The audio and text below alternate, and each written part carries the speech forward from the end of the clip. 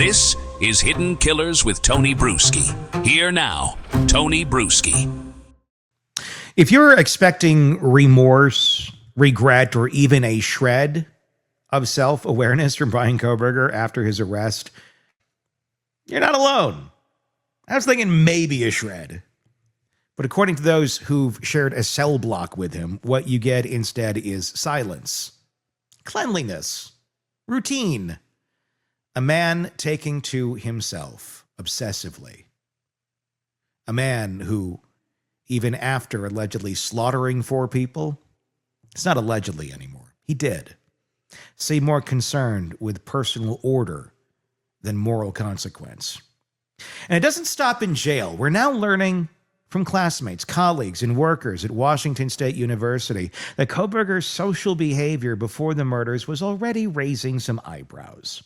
Reports say he made female students uncomfortable, over-corrected in conversations, asked strange questions, and seemed out of sync, like someone who was rehearsing human interaction rather than actually experiencing it. Yet no one stepped in, but what can you do? No one flagged him as dangerous, but even if you do, what do you do? He was awkward, sure. Unsettling, yeah, but dangerous? Well, that leap and those dots had not yet been connected. So how does someone like that slip through? How does a man go from being a socially isolated academic to an accused killer, to a killer, without anyone recognizing the signs in real time? In this segment, I'm joined again by psychotherapist and author Shavaun Scott, author of this book, The Minds of Mass Killers. Check it out wherever you get books. Who helped us decode what Kohberger's reported post-arrest behavior reveals about his internal world and how people like this maintain the illusion of normalcy right up until the moment they don't. So Shavaun, let's get into it on his jailhouse behavior, obsessive cleaning, withdrawal, self-talk. There's a lot to unpack here, so let's get into it. Someone like a Kohberger, someone like him with his issues with what we know of his dark sexual type desires. We know like what he was looking up. It was, horrible things and basically focusing on doing things to unconscious women. Happened to also be in the college realm of things. So this was all part of a fantasy, even though there was no SA at the scene or anything like that. Certainly, this was a crime that seems to have been built on that sort of motive. Have you ever seen any case where someone's reformed after going down a dark road like this? Maybe not killing, but someone who's like, I didn't go that far, but I went this far in my mind. If this is how your sexual fantasies are running your life and how your brain is working and what your body and mind are telling you what you like, can that be reversed? Or is this one of those things where it's like, well, once a predator, always a predator? That's a really hard question. I have seen people, certainly in institutions, if I went in to just do an assessment with somebody, can they get out? Can they not get out? That kind of thing. Do they know how to talk the talk of I'm recovered from this stuff? I have seen some that do. Mm-hmm. But does that mean that if released that they would not slide right back into it and reoffend again? Mm-hmm. Or are they just really good con artists? I don't know that I have evidence either way for that, but certainly in forensic mental health institutions where they get lots of therapy and they attend groups and sex offenders can supposedly learn certain skills at controlling their desires and channeling themselves in healthier ways. But certainly the earlier you catch somebody who's going down an aberrant path, like teenagers, and you can find teenage sex offenders, and if they get into treatment earlier, the odds are probably better that they can be redirected and rein some of this stuff in. But I tell you, it would make me really nervous if let's say I had a neighbor who had those tendencies and then said, oh, but I went to therapy and I'm better now. I'd still keep my eye on him, you know? Yeah, I don't think I'd ever feel comfortable with anybody like that. I mean, Yeah. I guess, I mean, there are, if you look at it more like, should it be looked at more as, I mean, I'm not in any way trying to downplay this, but as more of an addiction in someone? I mean, it's horrible, abhorrent behavior, but is it really an addiction more than just really, really bad judgment? And should it be handled more in that way in terms of trying to find a place for these people to live where, I mean, there's plenty of alcoholics who don't want to drink that continue drinking. I would imagine, is that the case in the S offender world where there's people that don't want to do that, but it's that much of an impulse, that much of an addiction? Oh, very, very much, very much.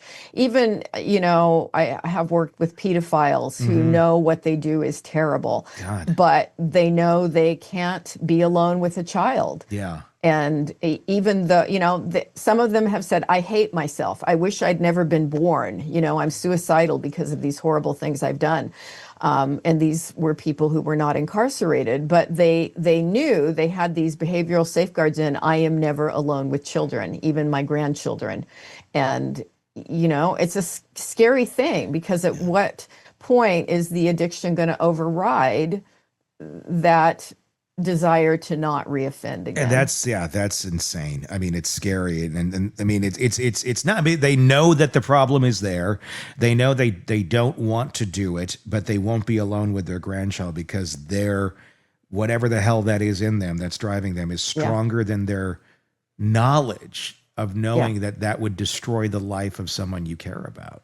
Or person in general. Yeah, treatment is very much similar in addiction. It's, you know, when you're early in your recovery from alcoholism, you don't go hang out in bars, you know, you don't go to parties where everybody's going to be drunk. I mean, you have to manage yourself behaviorally and avoid high risk situations. And it's very true for sex offenders in the same way. Don't allow yourself to ever be in a situation where there's going to be temptation. Mm-hmm.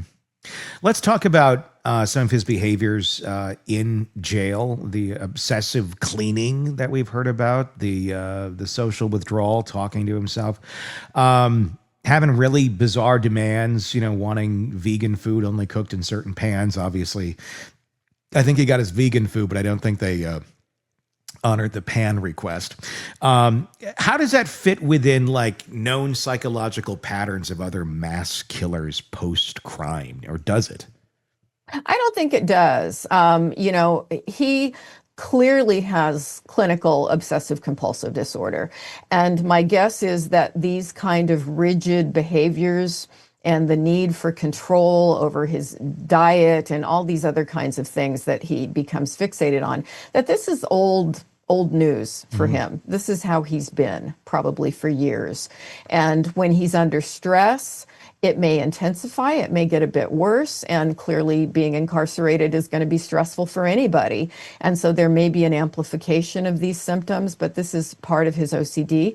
And certainly you can see with serial killers that they have a lot of obsessive tendencies. You know, as you use the word addiction, they're kind of addicted to this process. But not all have clinical OCD in the way that they need these rituals and these really rigid kinds of things. I mean, is there a level of disassociation that's going on with this? I mean, just like you just got caught murdering 4 people, and he knew he got caught murdering 4 people, and you're asking, can you not cook my vegan lasagna in the pan you cooked a beef steak in? I mean, it's like, what? Huh? And I mean, and there's other aspects too to this case.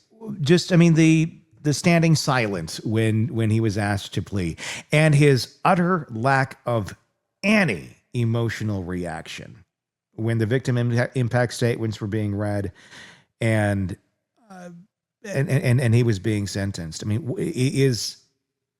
was he present for any of that mentally, or just does it mean nothing to him? Yeah, I wouldn't call it dissociation, which is, sort of in a different category, but I would say it's cold. He's in control. Why should he say anything in court? He doesn't need to. And no reaction to victim impact statements. He doesn't feel any guilt. He's not sorry. He's probably sorry he left the knife sheath there. But if this was a guy with empathy, he wouldn't have murdered 4 people in a brutal way like this for no reason that would make sense to the rest of the world. This is a guy who has no moral compass. He operates very differently in the world from the rest of us. So all these things are things I would expect. Here's what sticks. Bryan Kohberger didn't say a word at sentencing. No statement, no apology, no explanation. Nothing. And in many ways, that silence might have been the most revealing thing he's ever done. As Shavaun made clear, these aren't just personality quirks, this kind of psychological detachment, the obsessive need for control, the ritualistic self-containment. It all adds up, and it all tells a story, not just of who Kohberger may have been before the murders, but who he was becoming long before anyone ever took notice. It's easy to spot a threat when someone's screaming. It's much harder when they're silent, methodical, and hiding in plain sight under the cover of just being weird. Kohberger didn't wave a red flag. He whispered it repeatedly, and no one heard it loud enough to act. That's the disconnect between how someone behaves and how we're conditioned to interpret it, between what we fear and what we dismiss. And it's a gap we have to close, especially when the stakes are this high. Because the next person pacing in a jail cell, scrubbing a sink until their hands bleed, might not be remorseful. They might just be replaying the moment everything finally went according to plan. Tell me what your thoughts are in the comments section on YouTube. If you're not already there, search Hidden Killers with Tony Brueski, and you will find us there. Make that same search wherever you download podcasts so you don't miss any of our coverage there. 2 places, audio, video, take them both wherever you go. Hit subscribe on both platforms, and importantly too, let us know your thoughts on this case in the comments on YouTube. Until next time, my name is Tony Brueski. We'll talk again real soon. Want more on this case and others? Then press subscribe now and don't miss a moment of true crime coverage from Tony Brueski and the Hidden Killers podcast.